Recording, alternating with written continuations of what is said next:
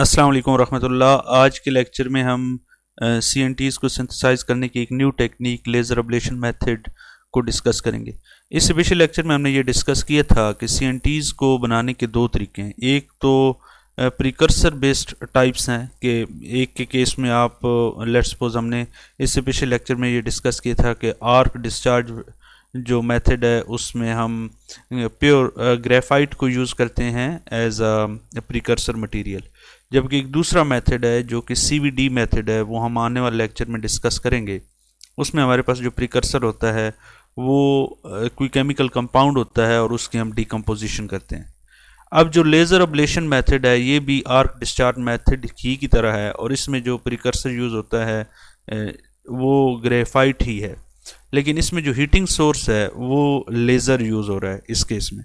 जबकि इससे पिछले केसेस में हमने आर्क डिस्चार्ज में देखा था कि दो इलेक्ट्रोड के दरमियान हाई वोल्टेज अप्लाई करके हम आर्क जनरेट करते थे। तो it was reported that synthesis of carbon nanotubes could be accomplish by laser vaporisation. इसमें होता क्या है, पहले इस पिक्चर को हम अंडरस्टैंड कर लें, फिर बाकी थियोरेटिकली चीज़ें हैं वो आप इजीली समझ लेंगे। हमारे पास ये एक लेज़र प्रोडक्शन सोर्स है, ये पड़ा है, यहाँ से लेज़र जनरेट होता है। ये हमारे पास ग्रेफाइट है, यानी ये वो प्रिकर्सर है जिससे हमने CNTs बनानी है। और इस केस में चूँकि लेज़र अब्लेशन में ग्रेफाइट यूज़ होता है as a target material as a precursor, तो लेज़र इसके ऊपर फॉल होता है और यहाँ पर हाई टेम्परेचर की वजह से ये सब्लिमेशन का अमल होता है, ये एवोपरेट होता है और ये एवोपरेट ग्रेफाइट आके इस एक सरफेस के ऊपर डिपॉजिट होता है। यहाँ पर सर्कुलेटिंग वाटर होता है जो कि इसे कूल कर रहा होता है, तो कूलिंग के नतीजे में ये हीट एक्सट्रैक्ट करता है और ये यहाँ पे आके डिपॉजिट होता है graphite in the form of CNTs। ये इस प्रोसेस का मैकेनिज़्म है, ये बहुत सिंपल है। अब हम ये देखते हैं कि इसकी क्या बातें, यही सारी बातें जो मैंने आपको यहाँ पर बताई हैं वो हैं। Laser ablation is very similar to arc discharge, क्योंकि वहाँ पर भी हम ग्रेफाइट यूज़ करते थे, यहाँ पे भी ग्रेफाइट यूज़ हो रहा है, वहाँ पर भी हम हीट करते थे, यहाँ पर भी हम हीट करते हैं। कोई केमिकल रिएक्शन टाइप कोई चीज़ नहीं हो रही।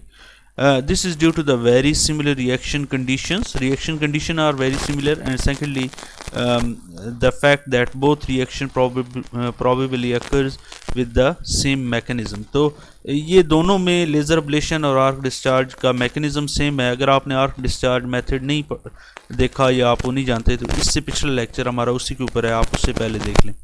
Laser ablation produce CNTs that are much purer, क्योंकि इसमें हमारे पास जो ग्रेफाइट होता है वो भी ज़्यादा प्योर होता है। 90% प्योरिटी हम लेज़र अब्लेशन से गेन कर सकते हैं then those produce by arc discharge. तो इन दोनों में लेज़र अब्लेशन का फ़ायदा ये है कि आप इसमें ज़्यादा प्योर CNTs गेन कर सकते हैं। नेक्स्ट है हमारे पास कि लेज़र अब्लेशन पल्स और continuous laser is use to vaporise graphite target, जो कि ये पड़ा है ग्रेफाइट टारगेट, इसको वेपराइज करता है। And the temperature that we obtain in this region ये 1200 डिग्री सेल्सियस है। ये जो ओवन है ये फिल्ड होता है विद आर्गन गैस और इसका काम ये होता है कि इसको प्रेशर को कंट्रोल करे और प्रेशर को हम 500 टॉर तक रखते हैं। A very hot vapor plum form which then expands and cools rapidly. जैसे ये लेज़र इसके ऊपर आता है तो यहाँ पर बहुत हॉट प्लम बनता है और ऑफ कोर्स ये यहाँ से एक्सपैंड होके सब्लिमेशन होती है इसकी, ये यहाँ आता है और यहाँ पर ये कूल हो जाती है और यहाँ पर CNTs हमें मिल जाती हैं। As the vaporised species cools molecules and atom condense to form larger cluster। यहाँ इस रीजन के ऊपर क्लस्टर्स बनेंगे। From the initial cluster tabular molecules grow into single wall CNTs, single wall carbon nanotubes बनेगी। This stop when the particle become too large or when the conditions have cooled enough where carbon can no longer diffuse through or on the surface of the catalyst particle. The single wall CNTs formed are bundled together by wonder वाल forces. ये वही बातें कर रहा है कि यहाँ पर जब ये यहाँ पे आके डिपॉजिट होगी तो CNTs जो बनेगी वो आपस में एक सिंगल या एक CNT नहीं बनेगी, देयर आर बंडल और multiple single wall carbon nanotubes यहाँ पर मौजूद होगी और वो एक दूसरे के साथ वंडर वाल फोर्सेस के ज़रिए मिली होंगी। नेक्स्ट है हमारे पास कि हम जो लेज़र यूज़ करते हैं वो किस टाइप का है। तो मोस्टली हम सिंथेसिस में कार्बन डाइऑक्साइड लेज़र यूज़ करते हैं। Vaporisation of target at fix temperature by continuous carbon dioxide laser beam, और इसका फ़ायदा ये है कि the laser power can be varied, ये इस रीजन में हम इसकी लेज़र पावर वेरी कर सकते हैं। हम लेज़र पावर को वेरी करके बुनियादी तौर पे जो प्रोडक्शन रेट है उसको कंट्रोल कर सकते हैं, नंबर 1। एंड नंबर 2, जो हमारे पास क्वालिटी ऑफ CNTs है वो भी इस लेज़र पावर पे डिपेंड करती है। The synthesis yield is control by 3 parameters. एक तो कूलिंग रेट, जो यील्ड होती है हमारे पास, जो हमारे पास CNTs आ रही होती हैं, वो 3 पैरामीटर हैं जिसके ऊपर वो डिपेंड करती है। एक तो कूलिंग रेट है, cooling rate of the medium where the active secondary catalyst particle are formed. Cooling rate जितना ज़्यादा होगा, आप यूँ समझें कि आपके पास जो प्रोडक्शन रेट है वो ज़्यादा हो रहा है, लेकिन ऑफ कोर्स प्रोवाइडेड दैट कि उसमें जो सब्लिमेशन का रेट है वो भी फास्ट होगा, तब भी कूलिंग रेट भी उसी के हिसाब से फास्ट होगा।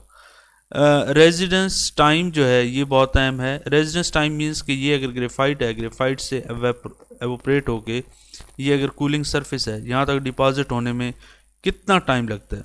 दूसरा, यहाँ पर जो हीट हो रहा होता है, टेम्परेचर, ये बहुत अहम फैक्टर है कि टेम्परेचर रेंज जो होती है 1000 से 2100 केल्विन एट विच सिंगल वाल, तो अगर ये टेम्परेचर आप इतना गेन कर लेंगे with in short period of time, तो आपके पास जो CNTs बनेंगी वो सिंगल वाल CNTs होंगी और वो न्यूक्लिएट होगी और ग्रो होगी। इस रेंज में आपके पास ये होगा। अगर इससे टेम्परेचर ऊपर चला जाता है या इससे टेम्परेचर नीचे आता है तो ऑफ कोर्स आपके पास सिंगल वाल CNTs नहीं मिलेंगी, आपके पास मल्टी वाल CNTs हैं। तो ये पैरामीटर हैं, इसके साथ प्ले करके आप देख सकते हैं सिंगल वाल CNTs बनानी, डबल वाल CNTs या मल्टीपल वाल CNTs बनानी है। इसके अलावा आप ये देख सकते हैं कि प्रोडक्शन रेट को कंट्रोल कर सकते हैं। ये एक दो पैरामीटर्स हैं ये वो पैरामीटर्स हैं जिन पे देख के आप इन चीज़ों को कंट्रोल कर सकते हैं। उसके बाद केमिकल वेपर डिपोजिशन, ये एक न्यू मेथड लेक्चर में इंशाल्लाह डिस्कस करते हैं। इस हवाले से अगर आपका कोई क्वेश्चन हो आप कमेंट सेक्शन में पूछ सकते हैं। अगले लेक्चर में मिलते हैं एक न्यू टेक्निक के साथ। अल्लाह हाफिज़।